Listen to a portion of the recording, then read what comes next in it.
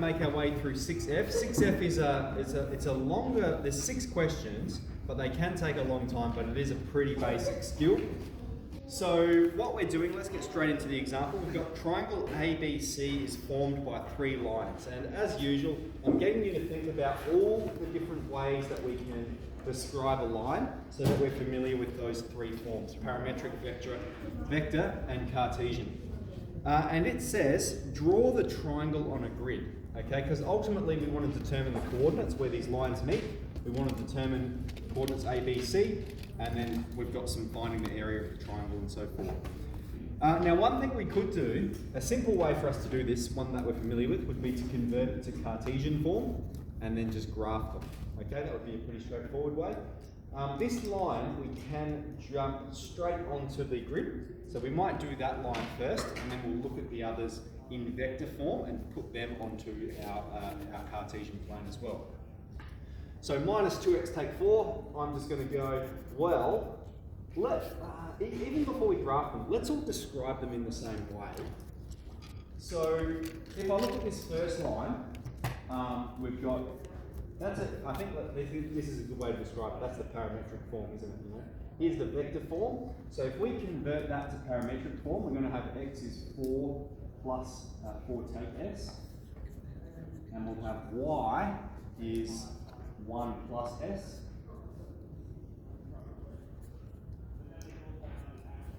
All right. And then for line 3, if we want to convert from Cartesian to a parametric form, we need to consider one coordinate and then the vector direction. So if we think about this line, right, its coordinate, a simple one is just to go with when x is 0. When x is 0, y is minus 4. Remember, we can choose any coordinate we want. And then we need to have some scalar, some variable, q, lambda, f, whatever you want, multiplied by its direction. And the direction is, it has a slope of minus 2, which means as x goes across 1, y goes down 2. So that's its vector direction. Another way it could be described, which would satisfy the same line, is to the left 1 and up 2. That would also describe the slope of that line. When we talk about slope in Cartesian form, we always talk about as x increases, how does y change? When we have a vector equation, it doesn't matter, all right, that these are the same, they exist on the same line, albeit in opposite directions. Okay, so I will rub that out quickly. So now that we've got it expressed in vector form, it's very easy to convert to parametric. X is going to be 0 plus, well, it's just q, and the y is going to be minus 4, take 2q.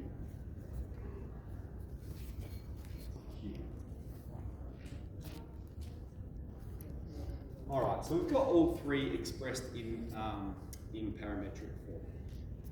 Okay, so now let's get on to graphing them on the Cartesian plane. So the first one, we've got y is minus 2x take 4. So it has a y-intercept of minus 4 and a slope of minus 2, which means as x goes across 1, y goes down 2. Across 1, down 2. So we're going to have when x is 3, we'll have y is minus 10. We're going to keep going. X is 3, y is minus 10. And I'm going to draw a line through those points. I don't know what I think, so this is going to be as best as I can. Hopefully yours looks a bit better.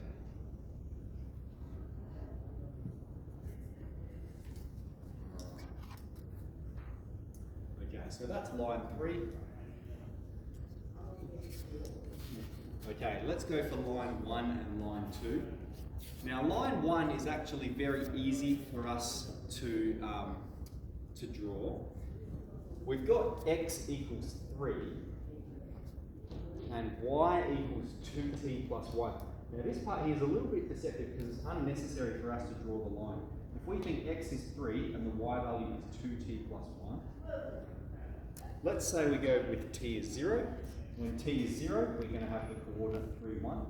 If we go with t is 1, we're going to have the coordinate 3, 3. If we go when t is 2, we're going to have the coordinate x is 3, y is going to be 5. All right, but what you notice is it's just the line x equals 3, that the y bears no has no impact on it. It just says these are the coordinates that exist on the line. So if we have the line x is 3, it's going to be this line here, isn't it? So that is line 1. And so we can identify from our grid where those two lines meet already. We have one vertex for our triangle.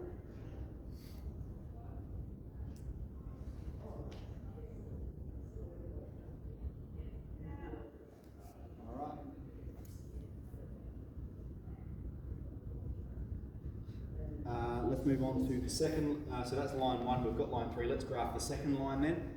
And let's graph it using this information, okay? We're starting with the coordinate x is 4, y is 1.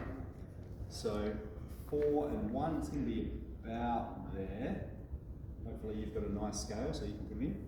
That's 4, 1, that's the coordinate where it begins. And it has a direction of -1, 1. So it goes to the left one and up 1. To the left one and up 1. So we go left one and up 1. We know that coordinate then, all right, because we've gone to the left one and up 1. That coordinate is going to be 3, 2. X is 3, y is 2. And then it goes across 1 and up 1 again, and across 1 and up 1 again. It's going to keep going in that direction, and they're going to meet up here somewhere. I might have to bend it a little bit. Okay, so we can see from our grid, hopefully, if we've drawn it sort of big enough, where they meet, the coordinates where they meet.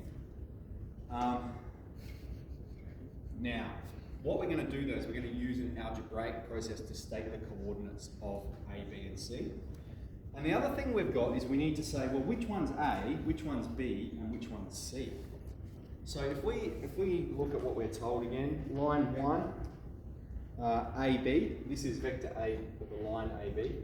This is the line BC, and this is the line AC. Okay, so line 1, that's this line, it connects points A and B. So we go, well, which one's A? We're not really sure just yet, but this connects points A and B. And then we go line 2, that's this one, that connects points B and C, and line 3 connects points A and C. Okay, and from there we can determine which one's A, which one's B, and which one's C.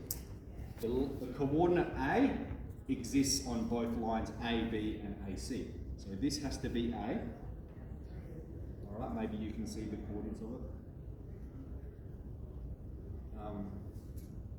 This has to be C, because it exists on line AC and BC. So I know what those coordinates are. And this has to be B. And I've got the coordinates of B, I can see those from my diagram. All right, so let's look at an algebraic process then for finding the equations of the, finding the coordinates. So let's say we want to know the coordinates of A. We're going to say, when does line 1 meet line 3? When does line 1 meet line 3? That's going to give us the coordinates of A.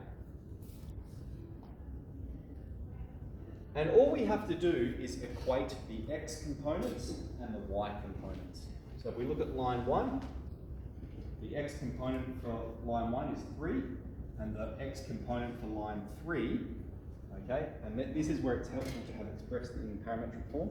The x component for line 3 is q.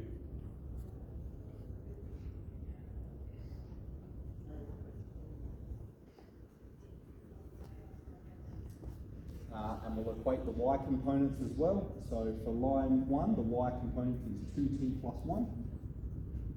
And for line 3, the y component is minus 4 take 2q. Okay, and then we're going to solve simultaneously for t and q. The way we're going to do it is we're going to perform the substitution. When we substitute q into here, all right, we've got q is 3, let's put it in here. We're going to have 2t plus 1 equals minus 4 take 2 times 3. So we have 2t plus 1 is equal to minus 10. 2t is minus 11. So we'll have t is minus 11 on 2, 5.5. Negative 5. negative 5.5, thank you. And so then, this is the value of t for when the line 1 and line 3 meet. So we've got line 1 here, and we've got line 3. So we're not interested in line 3 because it doesn't have the parameter t in it. We're going to go into line 1, and we're going to substitute this value of t in to say what's the coordinate on line 1 that has this value of t. So let's take that and put it in there. So for line 1, we're going to have x is 3, and we're going to have y is 2 times minus 5.5 plus 1, which is minus 10. And so that's the coordinates of point A here, 3 and 10. Okay, so we found coordinates of A algebraically. B we've got from the graph, so let's just do this last one, I think, using an algebraic process. I'll create some space there and do it just there. You flogged the good whitewater razor. You got this dodgy one there. Yeah, where's the cheese on?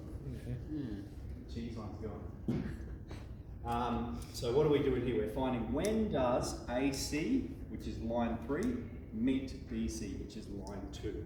So when do these meet? So we're going to start by equating the x components. So we're going to have 4 take s equals q. So line 2 equals line 3. 4 take s equals q. So that's the horizontal component, the x component, and then we'll equate the y as well. So we're going to have 1 plus s equals minus 4 take 2q.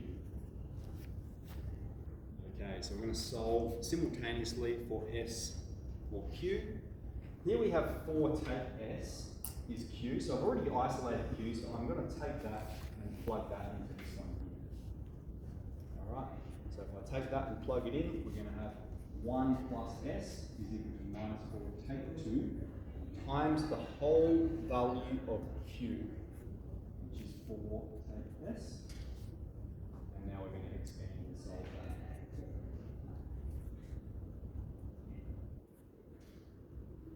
So that's minus 12, 13 s.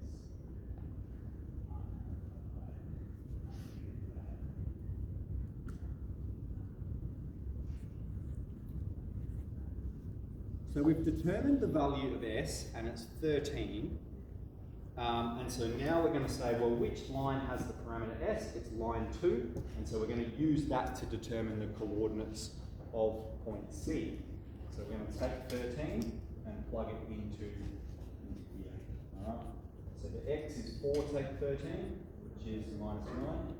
And the y is 1 plus 13, which is 14. So the coordinates of this point, C, x is minus 9, y is 14.